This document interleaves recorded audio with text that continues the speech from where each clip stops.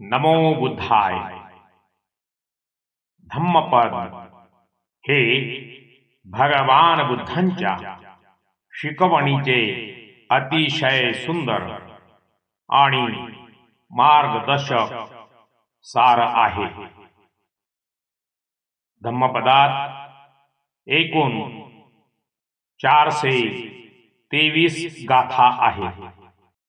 धम्मपद हे विश्वातील महान साहित्य ठरलेले आहे. धम्मपद प्रत्येक भाषेमध्ये लिपिबद्ध झालेले आहे. त्यातील काही अत्यंत प्रभावशाली आणि प्रसिद्ध गाथा मराठी अर्थासह आज प्रस्तुत करीत आहोत. मनाचे महत्व यमक वग्गो यामध्ये सांगितलेले आहे. धम्मपद ही बुद्धांची वाणी आहे. भगवान बुद्धांनी जे जे सांगितलेले आहे ते सर्व धम्मपदामध्ये लिपिबद्ध आहे आणि ह्या बुद्ध वचनाचा जगातील सर्व लोक आदर करतात, कारण बुद्ध वचन शाश्वत सत्य आहे. यमक वग्गो ही धम्मपदातील पहिलीच गाथा आहे जी सांगते की आपले विचारच आपले जीवन घडवतात. मनो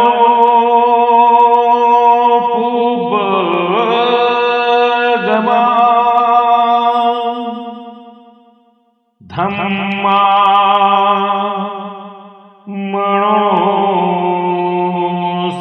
मनोसेठा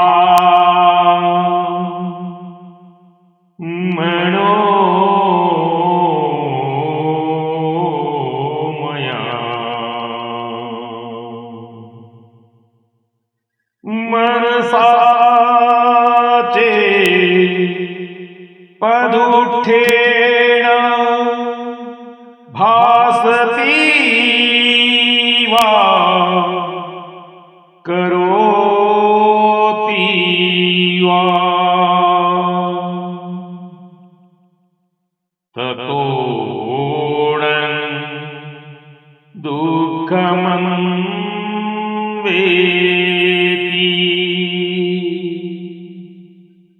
चक्रं वतो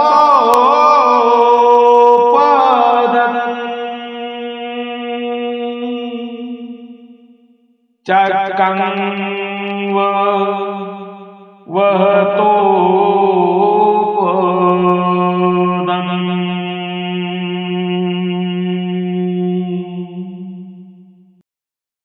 याचा अर्थ सर्व प्रवृत्तीचे धम्मांचे उगमस्थान मन आहे. मन हेच श्रेष्ठ आहे आणि सर्व गोष्टी मनोमय आहे. जर एखादा माणूस वाईट विचाराने बोलला किंवा वागला तर दुःख त्याच्या मागे असे येते जसे ओढणाऱ्या बैलाच्या पायामागे गाडीचे चाक येते. संविचाराने द्वेष कसा संपवायचा हे या गाथेत सांगितले आहे. यमक वग्गोची ही दुसरी गाथा आहे. वैराचा त्याग. नहीं वेरे न वेराणी सम्मन्ति ध कुदाच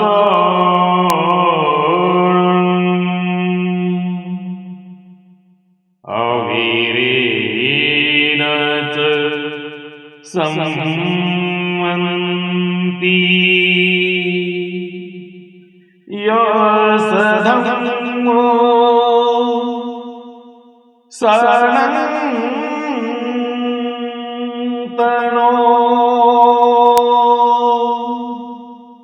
एस धम्मो सनन्तनो।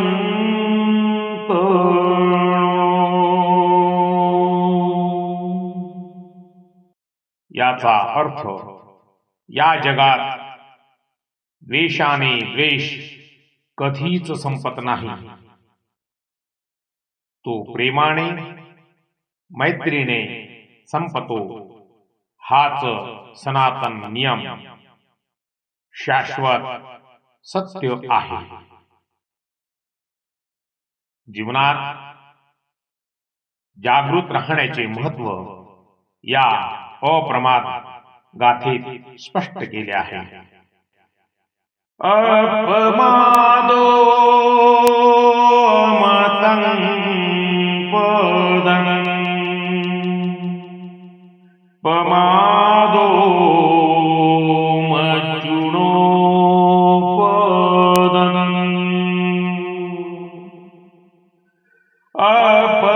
अपमत्तात् मीयन्ति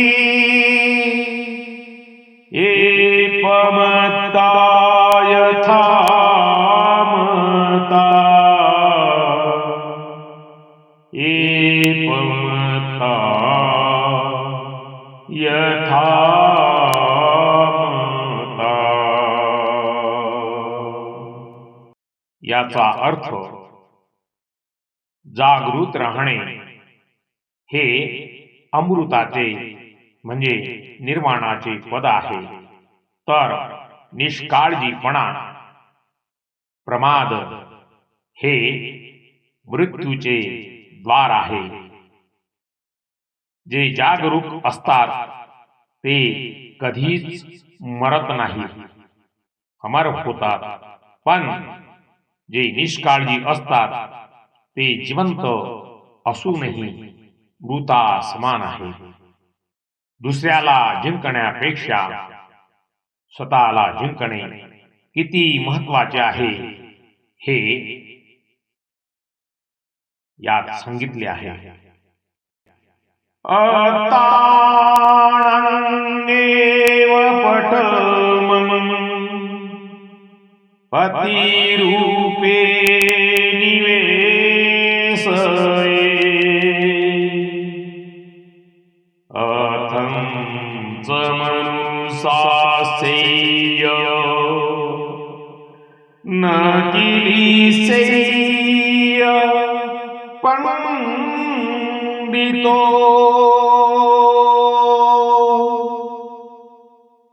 याचा अर्थ शहाण्या माणसाने आधी स्वतःला योग्य मार्गावर प्रस्थापित करावे आणि मगच इतरांना उपदेश करावा। अशाने तो स्वतः दोषापासून मुक्त राहतो। आरोग्य परमालाभा संतुष्टि परमं धनं विसासा परमा नाति निबाण परमं सुखं निबाण परमं सुखं। याचा अर्थ आरोग्य हा सर्वात मोठा लाभ आहे। समाधान हे सर्वात मोठे धन आहे। विश्वास हा सर्वात मोठा नातेवाईक आहे आणि निर्वाण हे परम सुख आहे। या गाथा आपल्याला जीवनातील ताण तणाव कमी करून शांततेच्या मार्गावर नेण्यास मदत करतात.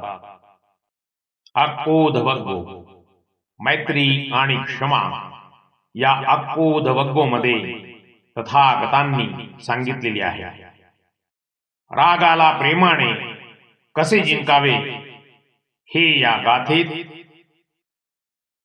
अत्यंत सुंदर रीतीने सांगितलेले आहे. क्रोधेन जिने क्रोधन असाधुं साधुना जिने जिने कदरियं दाणेन सचेन अलिकवादीनं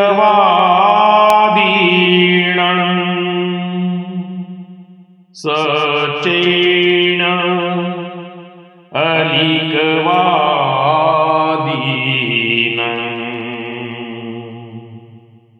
याचा अर्थ रागाला शांततेने जिंकावे, दृष्टपणाला चांगुलपणाने जिंकावे, कंजूसपणाला दानाने जिंकावे आणि असत्याला सत्याने जिंकावे. जो माणूस वेगाने येणाऱ्या रथाप्रमाणे आपला राग आवरतो तोच खरा सारथी असतो. यो वे उपतितं कोधन रथं भंतं धारे तमहं सारथी ब्रूमि रश्मि गाहो इतरो जनन् रश्मि गाहो इतरो जनो. याचा अर्थ जो मनुष्य उसळलेल्या रागाला भरधाव जाणाऱ्या रथाप्रमाणे आवरून धरतो त्यालाच मी खरा सारथी म्हणतो. बाकीचे लोक तर फक्त लगाम पकडणारे असतात. निरय वग्गो यामध्ये तथागतांनी वाणीचा संयम सांगितलेला आहे. मैत्री टिकवण्यासाठी आणि स्वतःच्या शांतीसाठी बोलण्यावर नियंत्रण असणे आवश्यक आहे. वाचानुरक्षी मनसा सुसंयुतो कायेनच अकुशलं च कैरा कायेनच कुशलं कैरा. याचा अर्थ आपल्या वाणीवर ताबा ठेवावा, मनावर पूर्ण नियंत्रण ठेवावे आणि शरीराने कोणतेही अकुशल वाईट कर्म करू नये. जो या तिन्ही गोष्टींचे पालन करतो तोच शुद्ध मार्गावर चालतो. स्वतःचा मित्र भगवंतानी अत्तवग्गोमध्ये सांगितलेले आहे. धम्मपद सांगते की आपण स्वतःच स्वतःचे सर्वात मोठे मित्र असतो. अताही तरुणाथो कोही नाथो परोसिया अतनाही सुदंतेन नाथं लभती दू दुर्लभं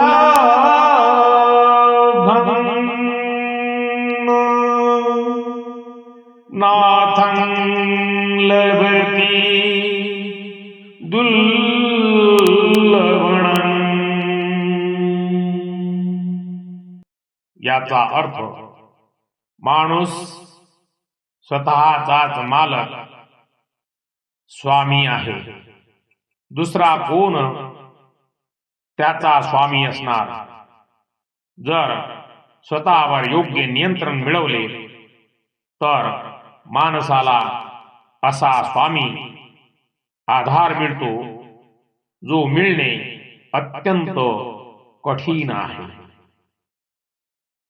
तथागतांनी मैत्रीचा सुगंध फुप्पवग्गोमध्ये सांगितलेला आहे.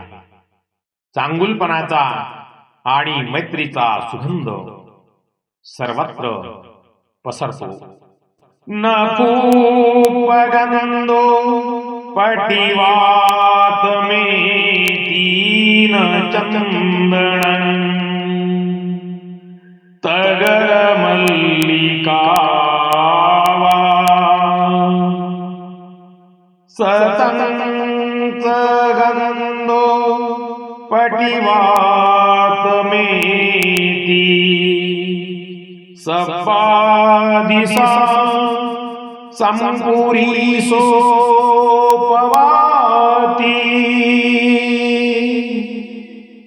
याचा अर्थ फुलांचा सुगंध वाऱ्याच्या विरुद्ध दिशेला जात नाही, मग ते चंदन असो किंवा मोगरा. पण चांगल्या माणसांच्या गुणांचा आणि मैत्रीचा सुगंध वाऱ्याच्या विरुद्धही जातो. सत्पुरुषांची कीर्ती सर्व दिशांना पसरते. ह्या गाथा आदरणीय श्रद्धा संपन्न उपासकांनो लक्षपूर्वक ऐका. या गाथा आपल्याला केवळ वाचण्यासाठी नसून दैनंदिन जीवनात आचरणात आणण्यासाठी आहे.